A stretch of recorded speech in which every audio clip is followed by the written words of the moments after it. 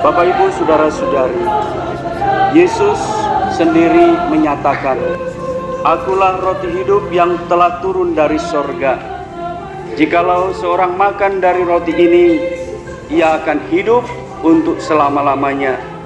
Dan roti yang kuberikan itu ialah dagingku, yang akan kuberikan untuk hidup dunia."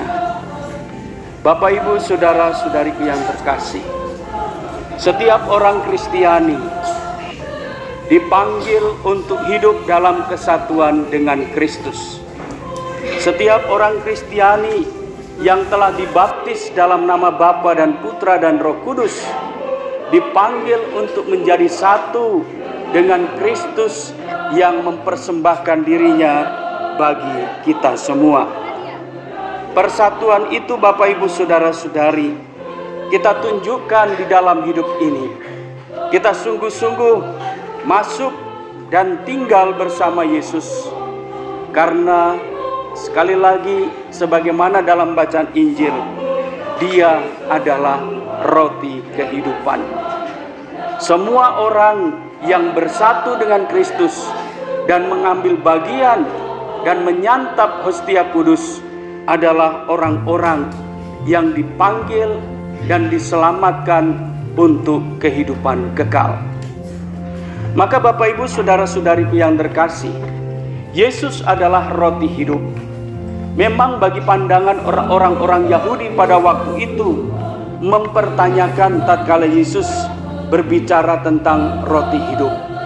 Paham bagi mereka adalah paham harafiah, tetapi sesungguhnya Yesus mau mengatakan tentang daging dan darah yang bersifat rohani, yaitu Yesus sendiri yang telah mempersembahkan hidupnya.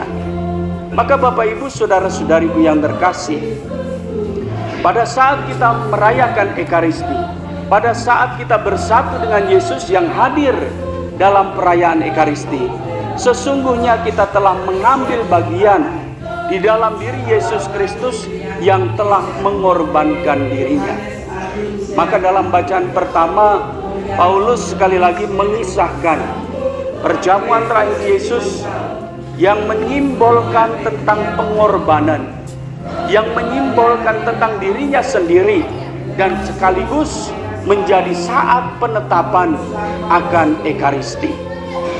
Pada saat Yesus mengangkat roti, Dia mengatakan kepada para muridnya, "Inilah tubuhku." Yesus merupakan orang yang akan berkurban.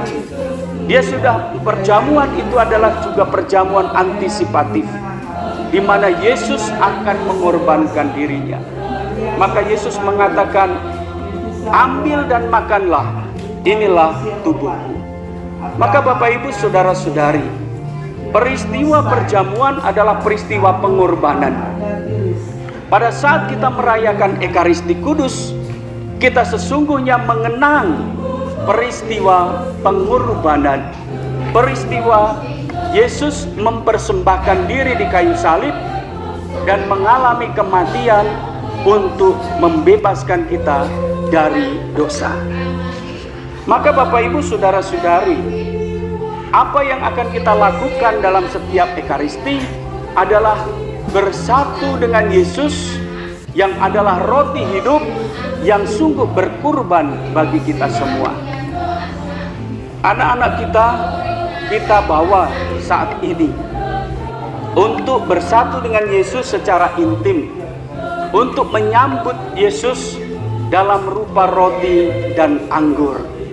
Kehadiran Yesus dalam Ekaristi disimbolkan dengan hosti dan anggur. Namun Bapak, Ibu, saudara-saudari, ini bukan hanya bermakna simbolis, tetapi perayaan Ekaristi adalah perayaan yang menghadirkan Yesus secara nyata di dalam kehidupan kita.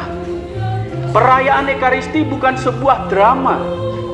Perayaan Ekaristi yang dilakukan oleh para imam bukanlah sebuah sandiwara, tetapi ini adalah merupakan perayaan iman yang menghadirkan Yesus realis presensia Christi, sungguh-sungguh hadir di dalam perayaan Ekaristi.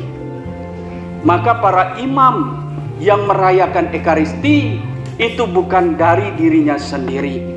Imam pada saat merayakan Ekaristi in persona Christi, bersatu dalam kesatuan pribadi Yesus. Maka Bapak Ibu Saudara-saudari, inilah roti hidup. Roti hidup yang sungguh nyata sampai saat ini. Kita bangga sebagai orang-orang Katolik. Melalui perjamuan Ekaristi, melalui perayaan Ekaristi, kita terus berjumpa dari hati ke hati. Maka Bapak Ibu Saudara-saudari, kalau kita merenungkan Injil sesuai kalender hari ini, Yesus mengatakan tentang kerajaan Allah yang sudah terjadi di tengah-tengah kehidupan dunia, walaupun belum sempurna. Kerajaan Allah sungguh nyata Bapak Ibu Saudara-saudari. Nyata dalam mana? Di dalam diri Yesus. Pada saat Bapak Ibu Saudara-saudari bersatu dengan Yesus dalam Ekaristi Kudus, maka sesungguhnya sedang masuk dalam kesatuan kerajaan Allah itu. Kita dipenuhi dengan sukacita kalau kita sungguh merayakannya dengan sepenuh hati. Dipenuhi sukacita walaupun kadang-kadang di dalam kehidupan ini kita harus memikul salib. Banyak penderitaan-penderitaan, banyak kesulitan-kesulitan. Maka kekuatan kita dalam menghadapi penderitaan, apalagi peperangan rohani terus-menerus terjadi antara Roh Kudus, roh baik yang ada dalam diri kita dengan roh-roh kegelapan. Ekaristi Bapak Ibu Saudara-saudari, kesatuan kita dengan Yesus yang adalah roti hidup yang menjamin keselamatan kita, menjadi kekuatan paling utama, menjadi pusat, sumber, puncak dari kehidupan kita untuk melawan kuasa-kuasa gelap.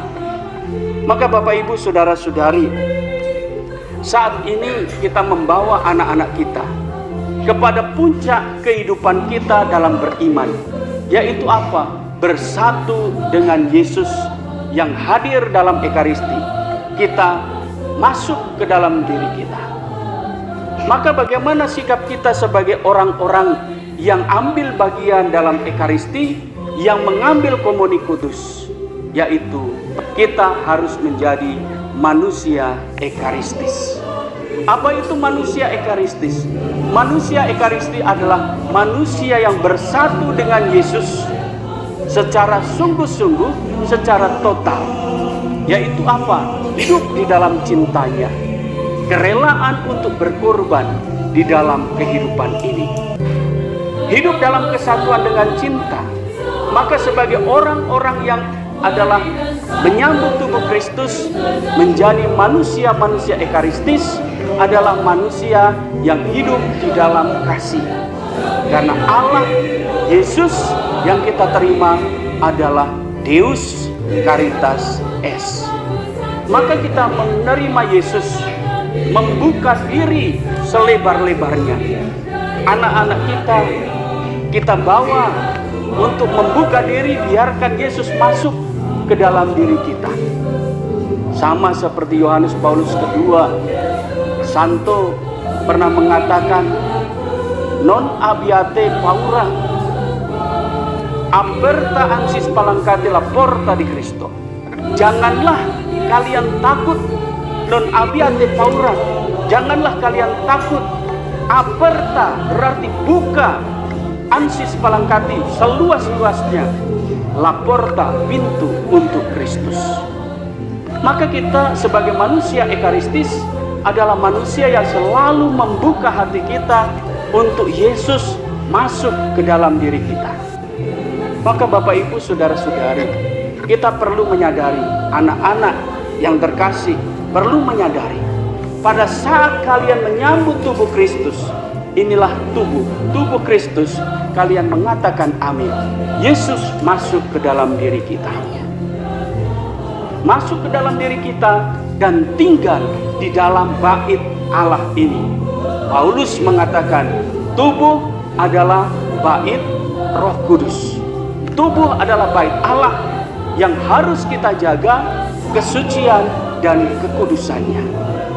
Maka Yesus masuk ke dalam diri kita dan tinggal di dalam diri kita. Maka Bapak Ibu, saudara-saudari, anak-anak, ingat baik-baik, yang kita sambut adalah Yesus, bukan hanya simbol saja, tetapi realis presensia Christi yang menuntut kita untuk hidup di dalam cinta kasih, hidup dalam pengorbanan. Sehingga dengan demikian Bapak Ibu, saudara-saudari, kita sungguh menghargai Ekaristi. Dan kalau seandainya Bapak Ibu sadar betul akan daya kekuatan Ekaristi, maka pasti punya daya kekuatan mengalahkan segala sesuatu untuk terus-menerus bersatu dengan Tuhan dalam Ekaristi.